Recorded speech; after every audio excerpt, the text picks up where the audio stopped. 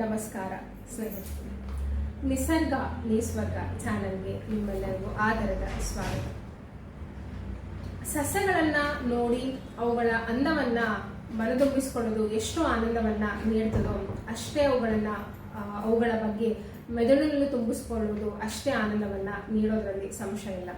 ಅರ್ಥಾತ್ ಸಸ್ಯಗಳ ಬಗ್ಗೆ ಓದುವುದು, ಸಸ್ಯಗಳ ಬಗ್ಗೆ ತಿಳಿದುಕೊಳ್ಳುವುದು ಅಷ್ಟೇ ಮನಸ್ಸಿಗೆ ಆನಂದವನ್ನ ತಂದುಕೊಡ್ತದೆ. ಸಸ್ಯ ಪ್ರೇಮಿಗಳಿಗೆ ನಿಜವಾಗಿಯೂ ಪೂರ್ಣವಾಗಿ ತೃಪ್ತಿ ಆಗಬೇಕು ಅಂತಂದ್ರೆ ಈ ಎರಡೂ ಆಗಬೇಕು. ಸಸ್ಯಗಳನ್ನ ಕಣ್ತುಂಬಿಸ್ಕೋಬೇಕು, ಜೊತೆಗೆ ಸಸ್ಯಗಳ ಬಗ್ಗೆ ಅವುಗಳ ವಿಶೇಷತೆಗಳ ಬಗ್ಗೆ ತಿಳ್ಕೊಳ್ಬೇಕು.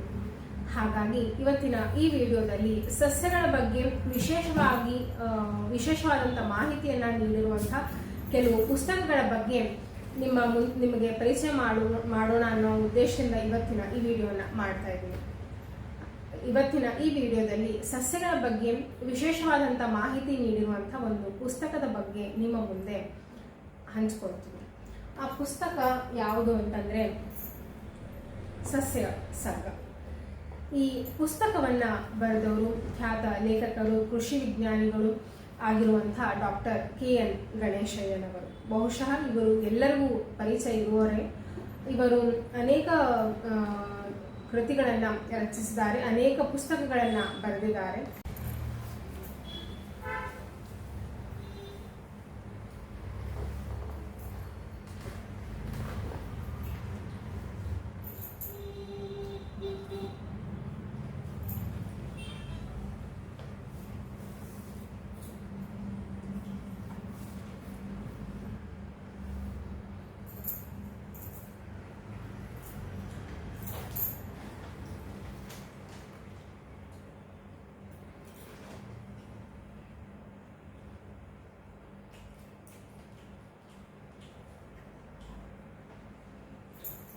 ನಮಸ್ಕಾರ ಸ್ನೇಹಿತರೆ, ನಿಸರ್ಗ ನಿಸ್ವರ್ಗ ಚಾನೆಲ್ಗೆ ನಿಮ್ಮೆಲ್ಲರಿಗೂ ಆದರದ ಸ್ವಾಗತ. ಸಸ್ಯಗಳನ್ನ ನೋಡುವುದು, ಹೂಗಳನ್ನ ನೋಡುವುದು ಸಸ್ಯ ಪ್ರೇಮಿಗಳಿಗೆ ಎಷ್ಟು ಆನಂದವನ್ನ ತಂದುಕೊಡ್ತದೋ ಅಷ್ಟೇ ಸಸ್ಯಗಳ ಬಗ್ಗೆ ತಿಳಿದುಕೊಳ್ಳುವುದು ಕೂಡ ಅಷ್ಟೇ ಆನಂದವನ್ನ ಸಸ್ಯ ಪ್ರೇಮಿಗಳಿಗೆ ತಂದುಕೊಡೋದ್ರಲ್ಲಿ ಸಂಶಯನೇ ಇಲ್ಲ. ಸಸ್ಯಗಳ ಬಗ್ಗೆ, ಅವುಗಳ ಬಗ್ಗೆ ತಿಳಿದುಕೊಳ್ಳುವುದು, ವಿಶೇಷತೆಗಳ ಬಗ್ಗೆ ತಿಳಿದುಕೊಳ್ಳುವುದು, ಅವುಗಳು ಯಾವ ರೀತಿಯಾಗಿ ರಚನೆಗೊಂಡಿದೆ ಅಂತ ತಿಳಿದುಕೊಳ್ಳುವುದು ಅಷ್ಟೇ ಆನಂದವನ್ನ ನೀಡ್ತದೆ. ಹಾಗಾಗಿ ಸಸ್ಯಗಳ ಬಗ್ಗೆ ವಿಶೇಷವಾದಂತಹ ಕೆಲವು ವಿಚಿತ್ರವಾದಂತಹ ವಿಷಯಗಳ ಬಗ್ಗೆ ಹೇಳಿರುವಂತಹ ಒಂದು ಪುಸ್ತಕದ ಬಗ್ಗೆ ನಿಮ್ಮ ಜೊತೆ ಇವತ್ತು ಹಂಚ್ಕೊಳ್ತಾ ಇದ್ದೇನೆ.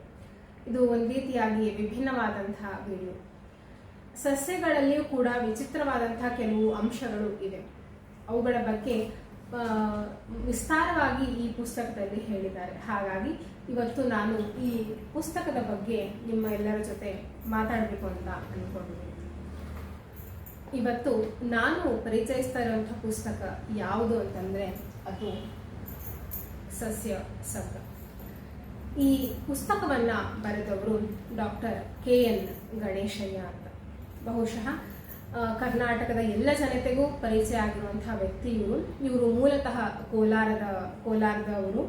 ಇವರು ಕೃಷಿ ವಿಜ್ಞಾನಿಗಳು, ಜೊತೆಗೆ ಖ್ಯಾತ ಲೇಖಕರು ಕೂಡ ಹೌದು. ಇವರು ಕೃಷಿ ವಿಜ್ಞಾನಿ ಅನ್ನೋಕ್ಕಿಂತ ಖ್ಯಾತ ಲೇಖಕರಾಗಿ ಎಲ್ಲರಿಗೂ ಪರಿಚಯ ಇರುವವರು. ಇವರು ಸಾಕಷ್ಟು ಕೃತಿಗಳನ್ನ ರಚಿಸಿದ್ದಾರೆ, ಕಾದಂಬರಿಗಳನ್ನ ಬರೆದಿದ್ದಾರೆ. ಆದರೆ ಹೆಚ್ಚಾಗಿ ವಿಜ್ಞಾನಕ್ಕೆ ಸಂಬಂಧಪಟ್ಟಂತಹ ಹಲವಾರು ಕೃತಿಗಳನ್ನ ರಚಿಸಿದ್ದಾರೆ. ಇವರ ಕೃತಿಗಳ ವೈಶಿಷ್ಟ್ಯತೆ ಏನು ಅಂತಂದ್ರೆ ವಿಜ್ಞಾನ ಜೊತೆಗೆ ಇತಿಹಾಸ ಇವೆಲ್ಲವನ್ನು ಒಟ್ಟಾರೆ ಸೇರಿಸಿ ಒಂದು ಕೃತಿಯನ್ನ ರಚನೆ ಮಾಡ್ತಾರೆ. ಹಾಗಾಗಿ ತುಂಬಾ ಕುತೂಹಲಕಾರಿಯಾಗಿರ್ತದೆ ಅವರ ಕೃತಿಗಳು.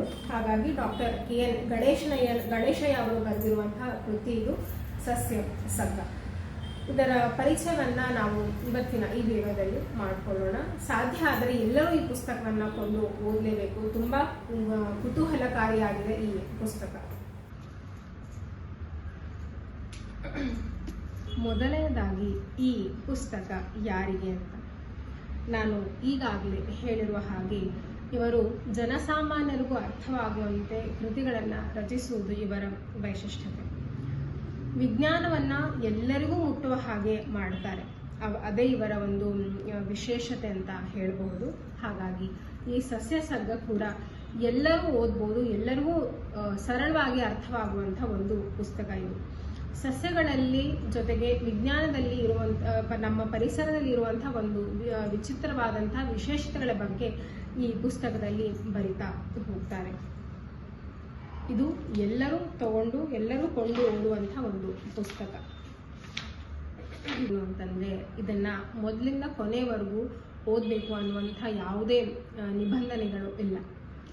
ಇದು ಒಂದು ರೀತಿಯಾದ ಪ್ರಬಂಧಗಳ ಸಂಕಲನ ಅಂತ ಹೇಳ್ಬೋದು. ಹಾಗಾಗಿ ನಮಗೆ ಯಾವುದು ಆಸಕ್ತಿದಾಯಕವಾಗ್ತದೋ ಅಂಥ ವಿಷಯಗಳನ್ನು ಆರಿಸಿ ಅದನ್ನು ಓದ್ಬೋದು. ಇದೇ ಈ ಪುಸ್ತಕದ ಒಂದು ವೈಶಿಷ್ಟ್ಯತೆ. ಇಲ್ಲಿ ಅವರು ಹಲವಾರು ವಿಷಯಗಳ ಬಗ್ಗೆ ಇಲ್ಲಿ ಹೇಳ್ತಾ ಹೋಗಿದ್ದಾರೆ. ಮುಖ್ಯವಾಗಿ ಸಸ್ಯಗಳ ಬಗ್ಗೆ ಹೇಳಿದ್ದಾರೆ. ಜೊತೆಗೆ ಸಸ್ಯಗಳಲ್ಲದೆ ನಮ್ಮ ಪರಿಸರದಲ್ಲಿ ಇರುವಂಥ ಬೇರೆ ಜೀವಿಗಳ ಬಗ್ಗೆಯೂ ಇಲ್ಲಿ ಹೇಳ್ತಾ ಹೋಗಿದ್ದಾರೆ. ಉದಾಹರಣೆಗೆ ಇರುವೆಗಳ ಬಗ್ಗೆ ಹೇಳಿದ್ದಾರೆ,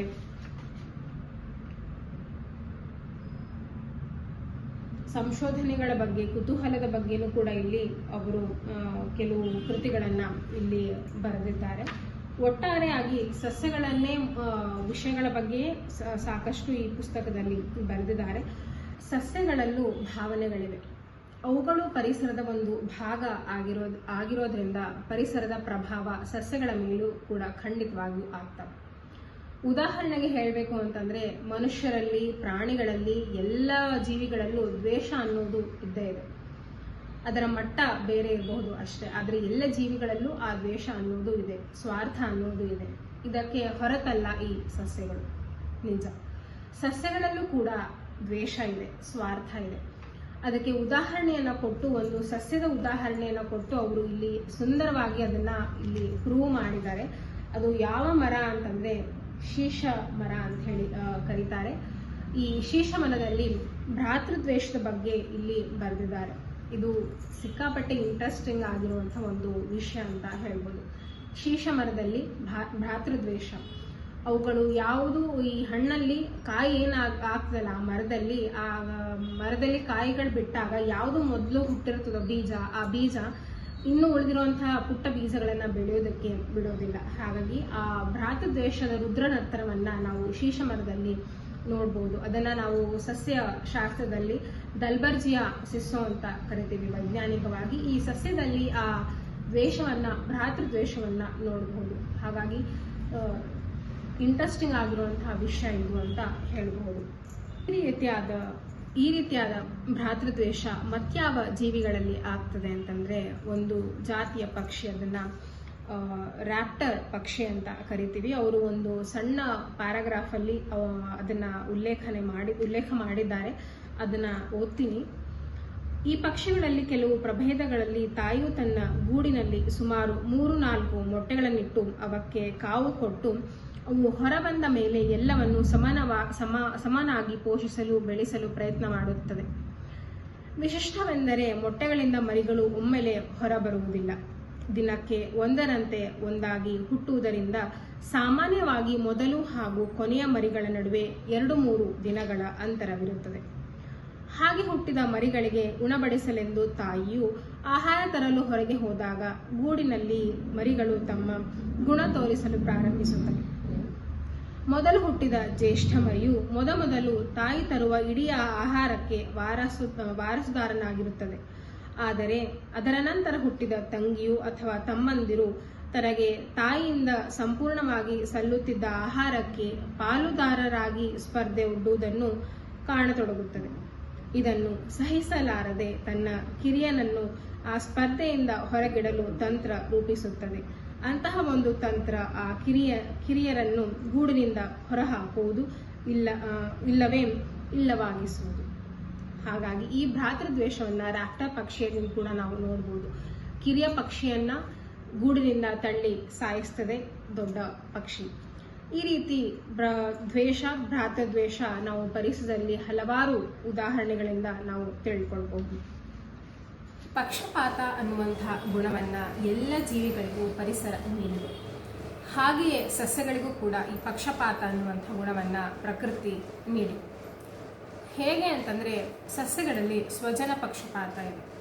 ಅಂದ್ರೆ ನಾವು ಸಸ್ಯಗಳಲ್ಲಿ ಯಾವ ರೀತಿ ಗುಣ ಇದೆ ಅಂತಂದರೆ, ಸಸ್ಯಗಳು ಯಾವಾಗಲೂ ಸೆಲ್ಫ್ ಪಾಲಿನೇಷನ್ನ ಅವಾಯ್ಡ್ ಮಾಡಿ ಕ್ರಾಸ್ ಪಾಲಿನೇಷನನ್ನು ಎಂಕರೇಜ್ ಮಾಡ್ತವೆ. ಅಂದರೆ ತನ್ನದೇ ಆದ ಹೂವಲ್ಲಿ ಬಂದಿರುವಂಥ ಏನು ಪೋಲನ್ ಗ್ರೇನ್ಸ್ ಅಂತ ನಾವೇನು ಕರಿತೀವಲ್ಲ, ಆ ಪೋಲನ್ ಗ್ರೇನ್ಸ್ಗಳನ್ನು ಅವಾಯ್ಡ್ ಮಾಡಿ ಬೇರೆ ಸಸ್ಯದಿಂದ ಬರುವಂಥ ಪೋಲನ್ ಗ್ರೇನ್ಸನ್ನು ಆಕ್ಸೆಪ್ಟ್ ಮಾಡ್ಕೊಳ್ಳೋದಕ್ಕೆ ಜಾಸ್ತಿ ಇಷ್ಟಪಡ್ತದೆ. ಅದೇ ರೀತಿಯಾಗಿ ಅದು ರಚನೆ ಕೂಡ ಆಗಿರ್ತದೆ ಎವಲ್ಯೂಷನ್ ಪ್ರಕಾರ. ಆ ರೀತಿಯಾಗಿ ಸಸ್ಯಗಳಲ್ಲಿ ಸ್ವಜನ ಪಕ್ಷಪಾತ ಇದೆ. ಇದನ್ನು ತುಂಬ ಸುಂದರವಾಗಿ ವಿವರಣೆ ಕೊಟ್ಟು ಈ ಪುಸ್ತಕದಲ್ಲಿ ಬರೆದಿದ್ದಾರೆ ಗಣೇಶಯ್ಯನವರು. ಇನ್ನೂ ಒಂದು ಈ ಪುಸ್ತಕದಲ್ಲಿ ಇರುವಂಥ ಒಂದು ಸುಂದರವಾದಂಥ ಒಂದು ವಿಷಯ ಅಂತಂದರೆ, ಒಂದು ಸಸ್ಯದ ಬಗ್ಗೆ ವಿವರಣೆ ನೀಡಿದ್ದಾರೆ. ಅದ್ಯಾವುದು ಅಂತಂದರೆ ಕೃಷ್ಣನ ದೊನ್ನೆ ಮರ ಅಂತ ಕರಿತೀವಿ, ಕೃಷ್ಣನ ಬಟ್ಲು ಅಂತ ಕೂಡ ಕರಿತೀವಿ. ಇದನ್ನು ಸಸ್ಯಶಾಸ್ತ್ರದಲ್ಲಿ ವೈಜ್ಞಾನಿಕವಾಗಿ ಫೈಕಸ್ ಕೃಷ್ಣೆ ಅಂತ ಕರೀತಾರೆ. ಯಾಕೆ ಆ ರೀತಿ ಕರೀತಾರೆ ಅಂತಂದರೆ, ಆ ಗಿಡದ ಎಲೆಗಳು ಮಡಚ್ಕೊಂಡಿರ್ತದೆ, ಕೆಳಗಡೆ ಫೋಲ್ಡ್ ಆಗಿರ್ತದೆ. ಅದು ಯಾವ ರೀತಿಯಾಗಿ ಕಾಣಿಸ್ತದೆ ಅಂತಂದರೆ ಕೃಷ್ಣನ ಬೆಣ್ಣೆಯ ಬಟ್ಲು ಹಾಗೆ ಕಾಣೋದ್ರಿಂದ ಆ ಸಸ್ಯವನ್ನು ಫೈಕಸ್ ಕೃಷ್ಣೆ ಅಂತ ಕರೀತಾರೆ.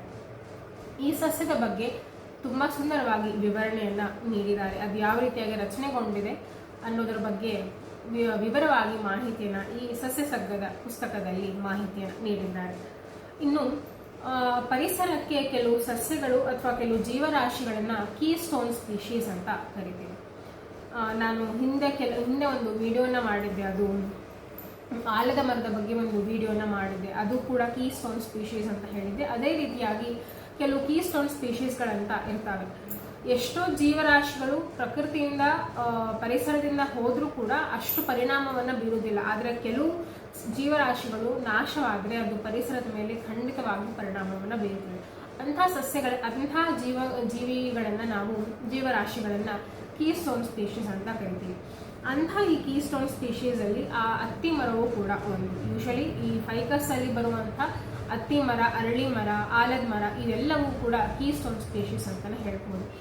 ಇವುಗಳು ನಶಿಸಿ ಹೋದರೆ ಪ್ರಕೃತಿಗೆ, ಪರಿಸರಕ್ಕೆ ಖಂಡಿತವಾಗಿಯೂ ಪರಿಣಾಮವನ್ನು ಬೀರ್ತಾವೆ. ಯಾಕಂದರೆ ಈ ಸಸ್ಯಗಳ ಮೇಲೆ ಅವಲಂಬಿತವಾಗಿರುವಂಥ ಎಷ್ಟೋ ಜೀವರಾಶಿಗಳು ಇರೋದ್ರಿಂದ ಖಂಡಿತವಾಗಿಯೂ ಪ್ರಕೃತಿಗೆ ಇದು ಎಫೆಕ್ಟ್ ಆಗ್ತದೆ. ಅದು ಯಾವ ರೀತಿಯಾಗಿ ಎಫೆಕ್ಟ್ ಆಗ್ತದೆ, ಅತ್ತಿ ಮರ ಯಾವ ರೀತಿಯಾಗಿ ರಚನೆಗೊಂಡಿದೆ, ಅದರ ಹೂವು ಯಾವ ರೀತಿಯಾಗಿರ್ತದೆ, ಹಣ್ಣು ಯಾವ ರೀತಿಯಾಗಿ ರಚನೆಗೊಳ್ತದೆ ಅನ್ನೋದನ್ನು ತುಂಬ ಸುಂದರವಾಗಿ ವಿವರಣೆಯನ್ನು ನೀಡಿದ್ದಾರೆ. ಕೆಲವೊಬ್ರು ಏನು ಹೇಳ್ತಾರೆ ಅಂತಂದರೆ, ಅತ್ತಿ ಮರಕ್ಕೆ ಹೂವೇ ಇರೋದಿಲ್ಲ ಅಂತ ಹೇಳ್ತಾರೆ, ಆಲದ ಮರಕ್ಕೆ ಹೂವು ಇರೋದಿಲ್ಲ ಅಂತ ಹೇಳ್ತಾರೆ. ಆದರೆ ಹೂವಿಲ್ಲದೆ ಹಣ್ಣಾಗುವುದಕ್ಕೆ ಸಾಧ್ಯವೇ ಇಲ್ಲ. ಇದು ಸಸ್ಯಶಾಸ್ತ್ರ ಇದನ್ನು ಖಂಡಿತವಾಗಿಯೂ, ವಿಜ್ಞಾನ ಖಂಡಿತವಾಗಿಯೂ ಇದನ್ನು ಒಪ್ಪೋದಿಲ್ಲ. ಅತ್ತಿ ಮರ, ಅರಳಿ ಮರ ಅವೆಲ್ಲವಕ್ಕೂ ಕೂಡ ಹೂಗಳು ಇದ್ದೇ ಇರ್ತವೆ. ಆ ಹೂವು ಯಾವ ರೀತಿಯಾಗಿ ರಚನೆ ಆಗಿದೆ, ಅದರಲ್ಲಿ ಕೀಟಗಳು ಯಾವ ರೀತಿಯಾಗಿ ಬಂದು ಪರಾಗಸ್ಪರ್ಶವನ್ನು ಮಾಡ್ತವೆ ಅನ್ನೋದರ ಬಗ್ಗೆ ತುಂಬ ಸುಂದರವಾಗಿ ವಿವರಣೆಯನ್ನು ನೀಡಿದ್ದಾರೆ ಈ ಸಸ್ಯಸರ್ಗದ ಪುಸ್ತಕದಲ್ಲಿ. ಇನ್ನು ಪಶ್ಚಿಮ ಘಟ್ಟ, ವೆಸ್ಟರ್ನ್ ಘಾಟ್ಸ್ ಅದೇನಿದೆ, ಒಂದು ಭಾರತಕ್ಕೆ ಒಂದು ದೊಡ್ಡದಾದಂಥ ಒಂದು ಕೊಡುಗೆ ಅಂತಲೇ ಹೇಳ್ಬೋದು. ಒಂದು ದೊಡ್ಡ ಪ್ರಕೃತಿ ನಮಗೆ ನೀಡಿರುವಂಥ ಒಂದು ಕೊಡುಗೆ ಈ ವೆಸ್ಟರ್ನ್ ಘಾಟ್ಸ್, ಪಶ್ಚಿಮ ಘಟ್ಟಗಳು ಭಾರತಕ್ಕೆ. ಈ ಪಶ್ಚಿಮ ಘಟ್ಟಗಳು one of the hot spots of the world. ಈ 7 ಹಾಟ್ ಸ್ಪಾಟ್ಸ್ಗಳಿವೆ, 7 ಹಾಟ್ ಸ್ಪಾಟ್ಸ್ಗಳಲ್ಲಿ ಪಶ್ಚಿಮ ಘಟ್ಟ, ವೆಸ್ಟರ್ನ್ ಘಾಟ್ಸ್ ಕೂಡ ಒಂದು.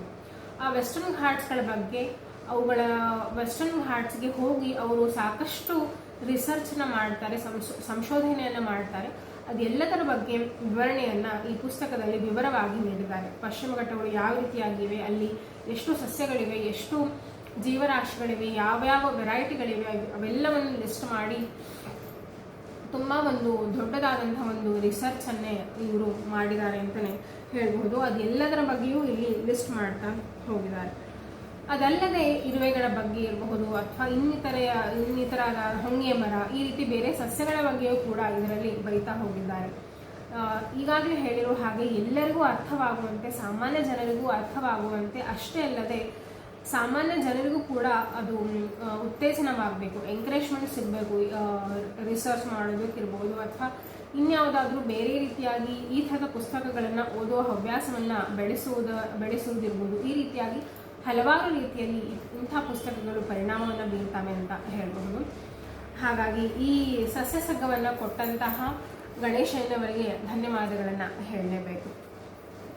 ಈ ರೀತಿಯಾಗಿ ಹಲವಾರು ಪುಸ್ತಕಗಳಿವೆ, ಸಸ್ಯಗಳ ಬಗ್ಗೆ ಇರ್ಬೋದು ಅಥವಾ ವಿಜ್ಞಾನದ ಬಗ್ಗೆ ಇರಬಹುದು. ಈ ರೀತಿಯಾದ ಪುಸ್ತಕಗಳನ್ನು ಪುಸ್ತಕಗಳ ಚರ್ಚೆ ನಿಮಗೆ ಇಷ್ಟವಾದರೆ ಕಮೆಂಟ್ ಬಾಕ್ಸಲ್ಲಿ ಖಂಡಿತ ತಿಳಿಸಿ. ಮತ್ತು ಮುಂದಿನ ವಿಡಿಯೋಗಳಲ್ಲಿ ಇಂತಹ ಪುಸ್ತಕಗಳ ಬಗ್ಗೆ ಖಂಡಿತವಾಗಿಯೂ ಡಿಸ್ಕಸ್ ಮಾಡೋಣ ಅಂತ ಹೇಳ್ತಾ ಇವತ್ತಿನ ಈ ವಿಡಿಯೋನ ಇಲ್ಲಿಗೆ ನಿಲ್ಲಿಸ್ತಾ ಇದ್ದೀನಿ. ಈ ವಿಡಿಯೋ ನಿಮ್ಮೆಲ್ಲರಿಗೂ ಇಷ್ಟ ಆಗಿದೆ ಅಂತ ಅನ್ಕೋತೀನಿ. ಮತ್ತೆ ಮುಂದಿನ ವಿಡಿಯೋದಲ್ಲಿ ಮತ್ತೆ ಸಸ್ಯ ಪ್ರಪಂಚಕ್ಕೆ ಹೋಗೋಣ ಅಂತ ಹೇಳ್ತಾ ವಂದೇ ಮಾತರಂ, ಜೈ ಕರ್ನಾಟಕ ಮಾತೆ.